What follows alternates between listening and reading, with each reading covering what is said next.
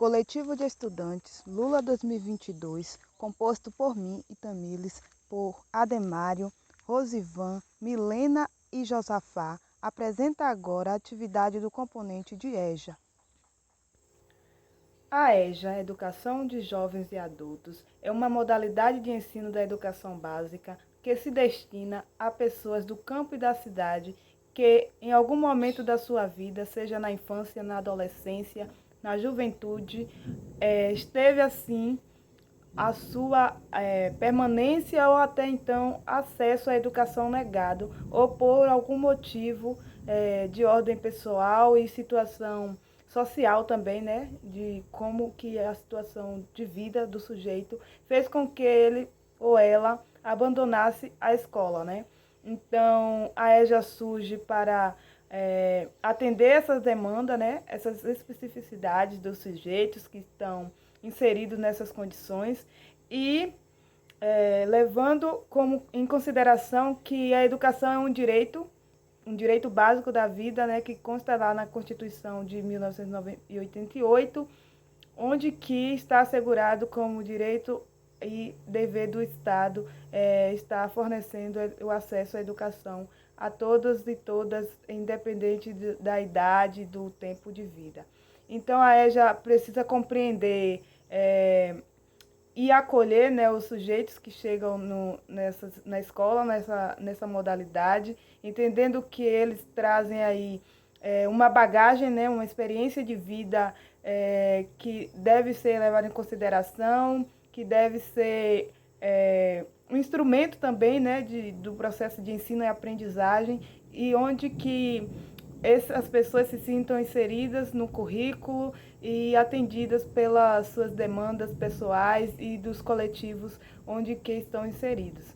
Então, a gente busca aqui nesse trabalho trazer um pouco sobre quem são esses sujeitos e sujeitas, né, que estão nas escolas, que estão nessa modalidade EJA, um pouco do perfil do educador, educadora da EJA, e também um relato de um colega nosso que passou por essa experiência, né, de ser estudante de EJA e, por fim, trazer um pouco como deve ser pensado o currículo para atender essas pessoas que estão inseridas na modalidade de educação de jovens e adultos. De acordo com Vigano 2020, o público da EJA, em sua maioria, é de classe trabalhadora que estuda no período noturno, organizando assim sua vida durante o dia. São pessoas que estão no processo historicamente marcado por trajetórias ligadas a transformações ocorridas no mundo, sendo elas sociais, econômicas ou políticas. Então, esses sujeitos estão aí nas periferias, nos campos e algumas comunidades, né, tradicionais que por algum tempo, né, não teve acesso à educação e não permaneceu na escola. A EJA, assim como as demais modalidades de ensino, precisa compreender o sujeito como um sujeito de história, né, de vida, com uma visão de mundo, onde que a educação se baseia muito na educação popular, que defendida, né, e construída aí por nosso mestre Paulo Freire, onde que o educador traz aí as discussões mais no campo da teoria e os educandos tem sua visão de mundo e tem suas vivências que estão aí contribuindo no processo para a sua aprendizagem. Então, a EJA precisa compreender isso, que é fundamental para a formação dos estudantes e para o bom desempenho da modalidade. Os sujeitos alunos de EJA são jovens, adultos e idosos, homens e mulheres que lutam pela sobrevivência tanto no campo quanto na cidade, principalmente pessoas negras, mulheres negras em especial, moradores de localidades populares, operários e operárias assalariados. Essa modalidade de ensino, que tem por característica um público-alvo, eu sou oriundo dela, né? Eu fiz parte dessa modalidade, tenho orgulho em dizer que fiz parte da educação para jovens e adultos, EJA. E o porquê eu fiz parte? Pois bem, eu em um determinado período da minha vida, estava pensando em abandonar os estudos acadêmicos, né? Acadêmico. E vou parar, não vejo outra alternativa, pois não encontro tempo para estudar e trabalhar ao mesmo tempo. Eu precisava trabalhar. Bom, fiquei sabendo da EJA e enxerguei nela a oportunidade de continuar estudando, né? De ter oportunidade de conhecer questões desconhecidas, temáticas desconhecidas, aí tipo EJA e tal. E como se diz, né, eu estava atrasado nos estudos, a série uma, não sei o que. Bom, fui conhecer essa modalidade e hoje aqui apresento também um pouco da minha experiência, né? Porque foi uma experiência que eu posso dizer que bacana. Bacana porque foi na EJA que eu tive a oportunidade de conhecer uma professora, me recordo muito bem dela, a Malho, né, uma assim, e que ela falava da EJA, falou, olha, tem gente que tem preconceito sobre essa modalidade, fala que é a modalidade dos analfabetos, dos atrasados, das pessoas que não querem estudar, e não é isso, gente. E aí ela trouxe a história, eu me recordo muito bem do irmão dela, que era oriundo da EJA também, que ela falava que o cara era muito inteligente, tinha passado não sei quantos concursos, não sei o que, simplesmente tinha feito por questões semelhantes a essas que eu citei no início, né? Tinha que trabalhar muitas vezes, teve que abandonar os estudos, e aí voltou. E poxa, ela teve dela, a Malho, né, uma assim, e que ela falava da EJA, falou, olha, tem gente que tem preconceito sobre essa modalidade, fala que é a modalidade dos analfabetos, dos atrasados, das pessoas que não querem estudar, e não é isso, gente. E aí ela trouxe a história, eu me recordo muito bem do irmão dela, que era oriundo da EJA também, que ela falava que o cara era muito inteligente, tinha passado não sei quantos concursos, não sei o que, simplesmente tinha feito por questões semelhantes a essas que eu citei no início, né? Tinha que trabalhar muitas vezes, teve que abandonar os estudos, e aí voltou. E poxa, ela teve a felicidade e acertou e assim em cheio com suas palavras a minha pessoa, porque naquele momento, tipo, eu tava, digamos que precisando ver aquilo, entendeu? Tipo, tava naquela modalidade, por mais que eu enxergasse a oportunidade de estar estudando, mas se tinha mesmo, pelo menos aqui, tipo aquele preconceito, entendeu, gente? Eu não sei se na realidade de vocês é a mesma coisa ou diferente, mas se tinha aquele preconceito. Caramba, e aquilo que ela falava era interessante no início, tá entendendo? Pois bem, ingressei, fiquei um ano nessa modalidade e minha experiência foi boa, muito boa. Tem aquela história, né? Se tentou com 100 e pelo menos um se salvou, tá ganha a causa. Eu tive a felicidade de ter essa professora, essa modalidade, que me ajudou, suas palavras, o seu modo de lecionar, seu modo didático foi muito bacana.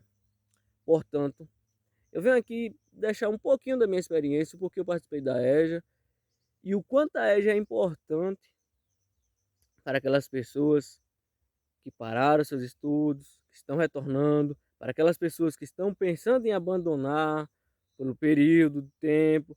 E aí a EJA, à noite, né? Eu fazia noite, estudava à noite. E graças a Deus que eu segui meus estudos, concluí o ensino médio, concluí o ensino fundamental, fui médio, concluí também, graças a Deus, e estou até hoje na faculdade. Por fim, é isso. Entre os diversos aspectos que norteiam a educação para jovens e adultos, a EJA, se destaca o perfil do educador, da educadora que assume turmas de EJA.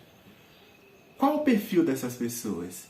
Que características as pessoas precisam ter? Que metodologias precisam utilizar para lidar com turmas que são tão específicas, né? As turmas de EJA. A Secretaria de Educação do Estado da Bahia, em 2009, elaborou um documento e que traz alguns perfis que precisa ser adotados, né, pelos educadores e educadoras de EJA. Você precisa assumir o compromisso de construir junto à comunidade, junto ao seu município, junto às pessoas que estão ali em volta. Afinal de contas, Paulo Freire disse que educar é um ato de amor. Então, se a gente compreender isso, a gente vai saber que no espaço que a gente está, o caminho que a gente deseja seguir, preferiu seguir, a gente precisa acolher as pessoas que ali estão. Então, a Secretaria do Estado da Bahia elencou itens de A a H, itens que são importantes na escolha do perfil dessa pessoa que vai assumir turma de EJA, né? Eu quero destacar alguns aqui, a começar de que esse educador, essa educadora, precisa conhecer a comunidade que irá atuar e sua formação. Como trabalham os jovens e adultos dessa escola?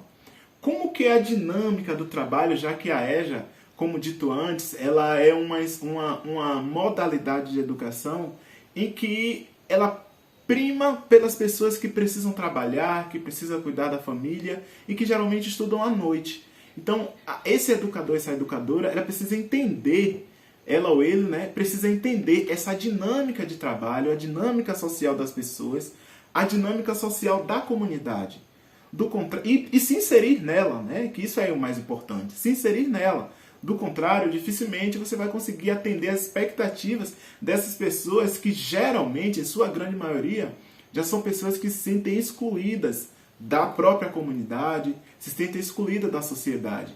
Entende que a educação, a escolarização ou a alfabetização é o caminho que vai levar elas e eles a uma inserção dentro dessas comunidades. Então, o educador e a educadora precisa ficar atento a isso.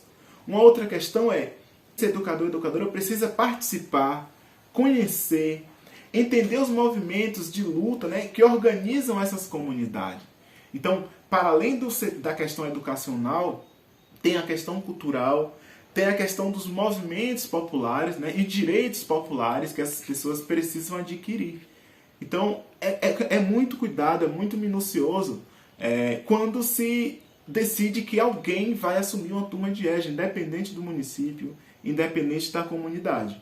Uma outra questão é que esse educador, educadora, precisa cooperar de forma crítica e competente com a elaboração do projeto político-pedagógico daquela escola. Isso raramente acontece, porque geralmente o que acontece? A outra modalidade de ensino, digamos assim, o mais convencional, é quem as secretarias, as diretorias das escolas, com outros e outras professoras, é quem elabora o PPP da escola.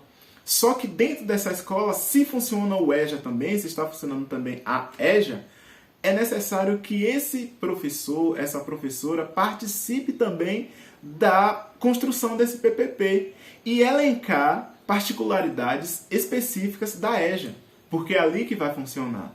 Então, quem vai defender alguma coisa que seja específica da EJA se o professor, a professora, não participa da construção desse PPP dessa escola, né? Do PPP dessa escola?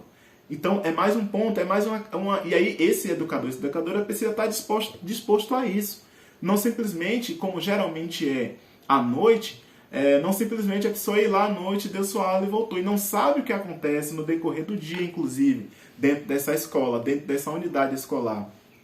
E aí, por fim, não menos importante, eu queria trazer a questão de entender e respeitar de maneira positiva a diversidade de território, idade, a questão do gênero, raça, etnia, as crenças, os valores, assumindo-o como elemento pedagógico. Então, se o educador ou educadora ele ou ela não participa do dia a dia da comunidade, ele não vai compreender a questão religiosa dessa comunidade, não vai entender e não vai conseguir trabalhar a questão de gênero, a questão de raça, e não vai conseguir entender que essas pessoas que optam pela EJA são pessoas, como eu disse antes, geralmente já excluídas de outras modalidades de ensino e que não conseguiram se inserir por conta da sua dinâmica do dia a dia. São pessoas que sofrem preconceito geralmente por ter vários filhos e filhas. E aí a gente começa, a partir desse perfil, aí o município, a Secretaria de Educação do Estado, junto com os municípios, precisa promover formações para esses e essas educadoras. E a formação ela precisa ser continuada. Não é só uma formação lá no início do ano e aí acaba o ano. Geralmente nem uma avaliação se faz para saber como que se deu todo esse processo educativo durante aquele ano. Então precisa fazer a formação, precisa fazer com que essas pessoas, esses educadores e educadoras, se integrem de fato nessa questão da EJA e a formação continuada. Porque assim é um dos caminhos, não é o único, mas é um dos caminhos que vai fazer com que a EJA ela cumpra o seu papel. Durante esse período do componente EJA, Educação de Jovens e Adultos, deparamos com a parte curricular, que o currículo compreende a escola como ambiente educativo no processo de escolarização e compromisso com os saberes e hábitos e atitude, conhecimento cultural e ideológico. Então, assim, o currículo ele tem como se fosse o coração da escola, que toda a importância nesse currículo tem que ser visto a questão da individualidade do indivíduo, seus saberes e cada situação, para que haja uma valorização a mais desses jovens e essa jovem e esse idoso que não teve a oportunidade de estar estudando devido às condições financeiras ou de trabalho naquele momento e que tem essa oportunidade agora de estar estudando. Então esse currículo tem que ser voltado especificamente para essas pessoas desse segmento de educação de jovens e adultos.